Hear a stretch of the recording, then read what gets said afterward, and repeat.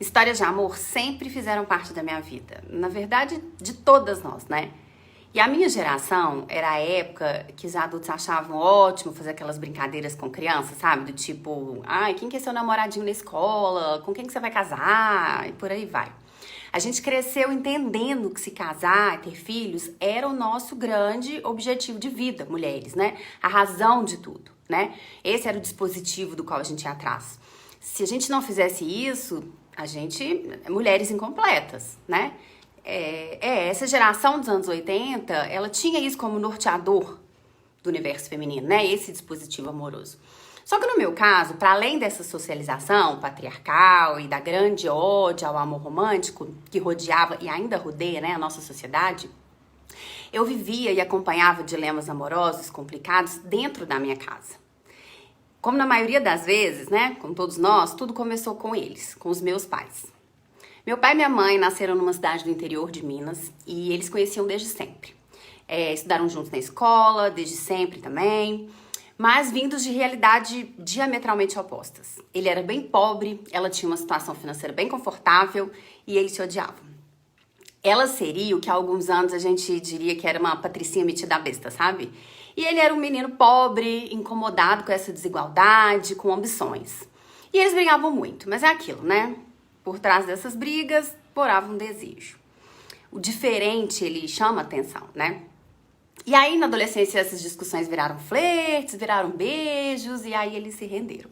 E aí, eles cumpriram o script direitinho, sabe? Namoro, noivado, aos 20 e poucos anos eles se casaram, aí em seguida vieram os filhos, 4, no caso deles, meus 3 irmãos e eu, tudo bonitinho, conforme mandava o figurino.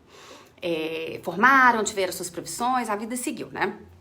Só que, se eles sabiam bem esse script que tinha que ser seguido até aquele momento, daí pra frente, eles não sabiam mais. Porque o que é que a gente faz com depois do felizes para sempre, né? Como é que a gente vive esse pra sempre no relacionamento a dois? Pouca gente sabe, na verdade.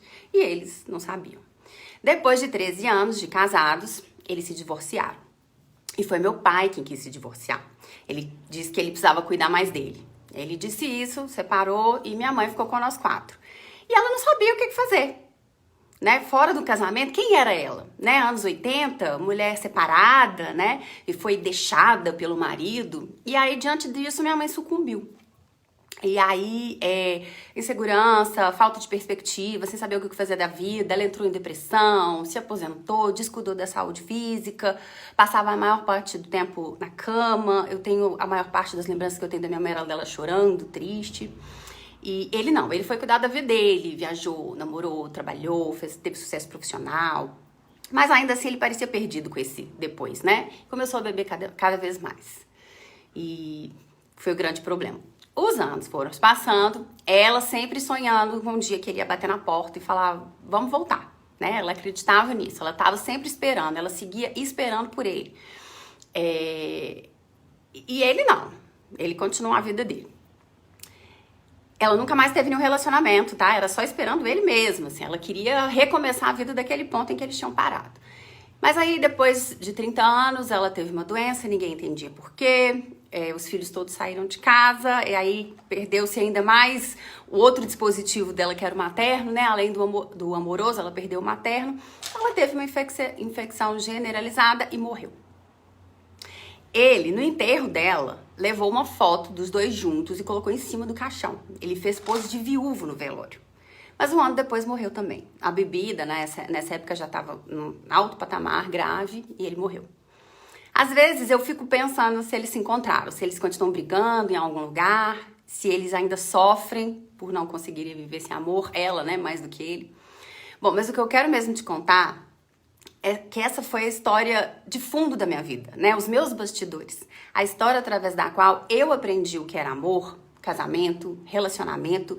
E não foi à toa que eu cresci já sabendo que eu queria ser psicóloga, porque eu precisava entender tudo aquilo, né? Que eu vivenciava em casa. O que eles estavam fazendo de errado? E o que era o certo? Por que era tão sofrido numa coisa que era para ser boa, né? O que é esse tal de amor? E como é que a gente faz para viver isso de forma saudável? Muitas perguntas. E conforme eu vivi as minhas próprias experiências, mais e mais dúvidas e perguntas apareceram para mim, né? Para a maioria delas, eu acho que eu ainda nem encontrei resposta, né? E meio que já entendi que o grande lance mesmo são as perguntas, muito mais do que as respostas. Mas foram tantas reflexões e dinâmicas passadas pela minha vida, que até hoje, na verdade, né, elas me constituem. Elas fazem parte do que eu vivo, do que eu sei, do que eu estudo, do que eu quero continuar aprendendo e do que eu venho compartilhar aqui diariamente com vocês.